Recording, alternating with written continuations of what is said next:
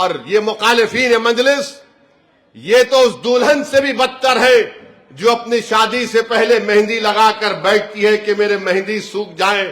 ارے تمہارا حال تو یہ ہے کہ تم 10 قدم نہیں نکال سکتے اور ہم ہندوستان کے کونے کونے میں جا کر نعرے تکبیر اللہ اکبر کی صدائیں لگاتے ہیں, مسلمان سے اتحاد کی اپیل کرتے ہیں. اسی لیے مجلس سے دشمنی کی جاتی. یہ نہیں چاہتے کہ تمہارا کوئی لیڈر بن جائے. تھوڑی دیر کے لیے بھول جاؤ صابر صاحب کو, اویسی کو, امتیاز جلیل کو. کینڈیڈیٹ آپ ہیں, آپ کو اپنا نیتا بنانا ہے. اگر آپ نہیں بنائیں گے تو کون بنائے گا؟ کوئی آسمان سے آنے والا نہیں ہے, کوئی زمین سے نکل کر آنے والا نہیں ہے. میری عزتدار ماں اور بہنوں, آپ کو اپنے ووٹ سے, آپ کو اپنے ووٹ کو استعمال کر کے اپنی پارٹی کو کامیاب کرنا ہے. اپنے ووٹ سے اپنے اتحاد کو مضبوط کرنا ہے. اپنے ووٹ سے اپنی لیڈرشپ کو بنانا ہے. بہار میں الیکشن ہو رہے ہیں. ہمارے 4 MLAs کو 5 سال پہلے 5 جیت کر آئے تھے. یہی کانگریس اور راجد کے لوگوں نے میرے 4 MLAs کو خرید لیا, توڑ لیا, اور یہ سمجھے کہ مجلس کے MLAs کو توڑنے سے مجلس کمزور پڑ جائے گی. ہم محنت کرتے رہے. الیکشن آیا, ہم نے کہا آؤ ہاتھ ملا لو ہم سے. بی جے پی کو روکتے ہیں بہار میں. عوام نے پوچھا کہ اویسی تمہارے MLAs کو انہوں نے توڑا ہے. ہم نے کہا توڑا ضرور ہے, مگر ہم بی جے پی کو روکنا چاہتے ہیں. اور ہم نے کہا انہوں نے MLAs کو توڑا ہے, مگر بہار کی سیمانچل کی جنتا نے جو رشتہ مجلس اتحاد المسلمین سے قائم کیا ہے وہ ان MLAs کے جانے سے ٹوٹنے والا نہیں ہے. اور اللہ نے ہماری بات کو سچ ثابت کیا. وہ 5 MLAs ہم دوبارہ جیت گئے اور الزام مجھ پر لگاتے ہیں. میں تو ہاتھ پھیلایا تھا, تمہارے سامنے بڑھایا تھا کہ آؤ مل کر مقابلہ کرتے ہیں, تم نے نہیں سمجھا. اور جب الیکشن ہو رہا تھا, میں بتا رہا ہوں مجلس کے ذمہ داروں کی مجلس سے محبت کو. مجلس کا ایک ذمہ دار میرے سامنے بیٹھ کر اپنی بیٹی کو کہتا ہے, یہ کہتا ہے اپنی بیٹی سے, اس کو بیٹی کو ایک ایسا مرض ہو چکا تھا کہ ڈاکٹروں نے کہا کہ فوراً اس کا آپریشن کرنا پڑے گا. بیٹی باپ سے کہہ رہی کہ ابا آپ آ جاؤ, میں آپریشن آپ کے آنے کے بعد کراتی ہوں. اور باپ اصرار کر کے کہتا ہے کہ بیٹی میں بہار چھوڑ کے نہیں آ سکتا, میری جماعت کی الیکشن کا مسئلہ ہے, تم آپریشن کرا لو. میرے آنکھ میں آنسو آ گئے. میں نے اس سے کہا تم چلے جاؤ.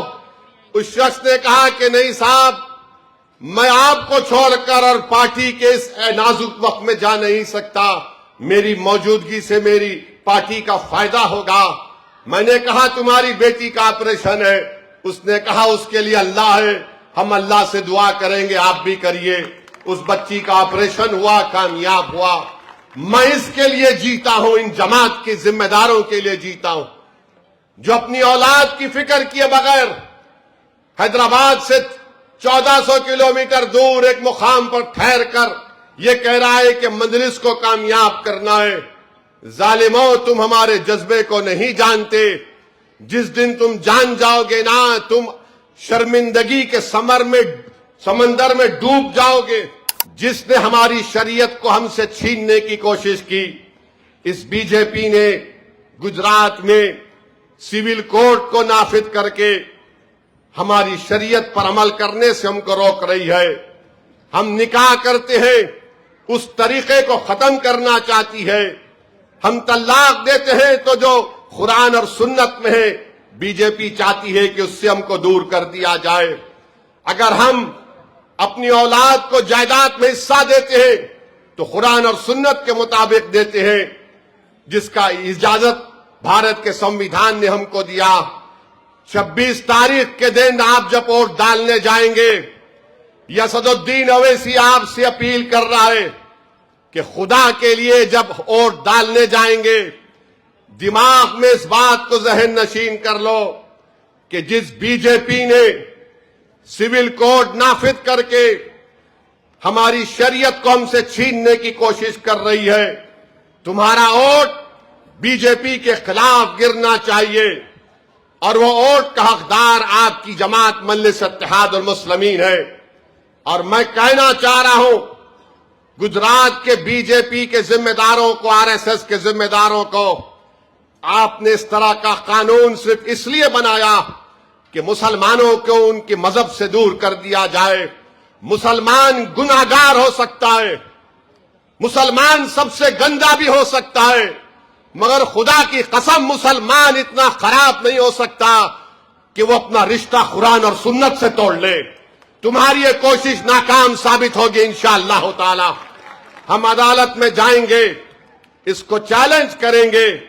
یہ کیا مذاق کیا جا رہا ہے بھارت کے سمویدھان کے ساتھ کہ ہندو کوڈ بل, ہندو میرج بل, ہندو ڈیورس ایکٹ آپ مسلمانوں پر لاگو کریں گے. 16% آدیواسیوں کو چھوڑ کر 11% گجرات کے مسلمانوں پر آپ اس طرح کا قانون لاگو کرنا چاہتے ہیں. تو میرے عزیز دوستوں اور بزرگوں, آپ کو متحدہ طور پر اس سمویدھان کے خلاف جو قانون بنایا گیا اس کے خلاف آپ کو ووٹ دینا ہے.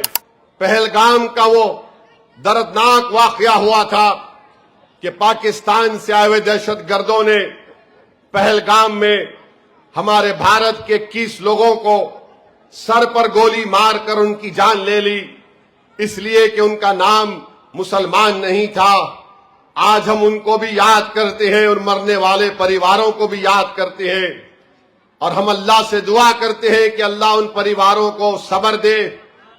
اور ہم امید کرتے ہیں کہ بھارت کے پردھان منتری اس حملے کو نہیں بھولیں گے, کیونکہ یاد رکھیے, میں پہلے بھی کہا آج بھی کہہ رہا ہوں, اس دنیا میں 2 ممالک ایسے ہیں جو اپنے پڑوسیوں کو سکون سے جینے نہیں دیتے.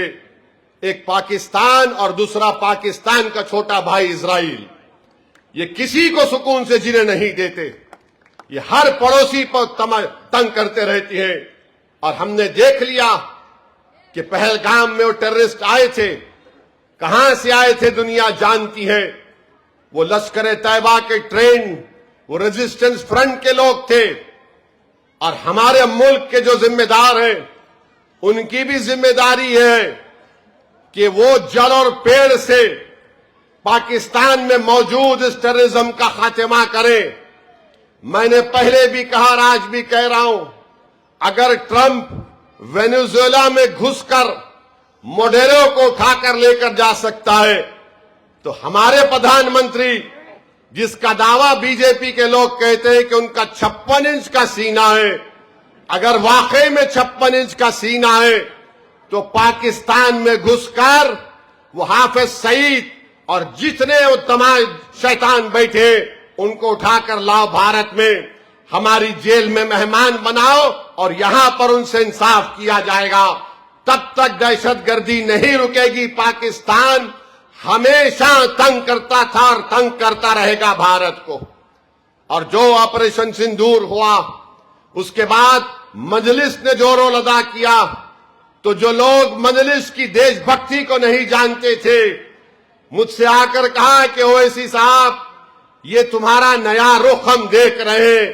میں نے کہا پیارے, تیرے دماغ پر پردہ پڑا تھا وہ برسوں کے بعد اٹھا ہے. تو آنکھ کا بھی اندھا ہے, دماغ کا بھی پیدل ہے, اور تو تھمز اپ بولنا تجھے بولنا پڑے گا. تو کب سے سمجھ گیا کہ بھارت کا مسلمان اس سرزمین سے محبت نہیں کرتا؟ ارے سرزمین سے محبت کرنا اگر ہم نہیں کریں گے تو کون کرے گا؟ زندہ رہے تو سر کو جھکاتا ہے زمین پر کعبۃ اللہ کی طرف رخ کر کے, مرتا ہے تو اسی زمین کے اندر جاتا ہے. ہماری وفاداری کی نشانیاں اس احمد آباد کے قبرستانوں میں موجود ہیں کہ دیکھو ہم سینہ تان کر بھارت میں سو رہے ہیں. زندہ تھے تو لڑتے تھے ظالموں سے, آج تم کو معلوم ہو رہا ہے. بہرحال جب ملک کی بات آئے گی تو سیاست نہیں ہوگی, مگر بی جے پی کو بتانا پڑے گا کہ جن لوگوں نے ان کو بھجایا تھا وہ ریزسٹنس فرنٹ کو, ان کا کیا ہوگا. کیونکہ آج بھی نہیں معلوم کس حال میں وہ مرنے والے پریوار رہتے ہیں، نہیں معلوم وہ مسلمان جو گھوڑے پر بٹھا کر ان ٹورسٹ کو لے کر گیا تھا جس کو پاکستان کے دہشت گردوں نے گولی مار کر اس کی بھی جان لے لی، نہیں معلوم وہ کس طرح زندگی گزارتے ہیں۔ میرے عزیز دوستوں اور بزرگوں، میں یہاں پر یہ بھی کہوں گا کہ اسرائیل جو آج فلسطینیوں پر ظلم کر رہا ہے، 70,000 سے زائد فلسطینی ختم ہو گئے۔ میرے بھائی، 20 لاکھ کی آبادی غزہ میں ہے، 14-15 لاکھ لوگ بے گھر ہو چکے ہیں، ٹینٹوں میں رہتے ہیں۔ میں دیکھ چکا ہوں ٹینٹوں کی زندگی کو۔ جب 2002 میں یہاں پر آیا تھا حیدرآباد سے ڈاکٹرز کی ٹیم لے کر، یہی درگاہ شاہ عالم رحمت اللہ علیہ کی درگاہ میں 5 دن میں ٹھہرا تھا اپنے ڈاکٹروں کے ساتھ۔ وٹوا گیا تھا، جوہا پورا گیا تھا، تو میں نے دیکھا ہے ٹینٹوں میں کیسا رہتے تھے آپ لوگ۔ آج اسی طرح سے پچھلے 2 سال سے فلسطینی ٹینٹ میں رہ رہا ہے، بمباریوں کا سامنا کر رہا ہے، بچے مر گئے، 25,000 بچے مر گئے، بچے یتیم ہو گئے، مسجدیں شہید ہو گئیں، مگر آج بھی وہ فلسطینی کھڑے ہو کر کہتا ہے کہ اللہ ہم تیری رحمت سے مایوس نہیں ہیں۔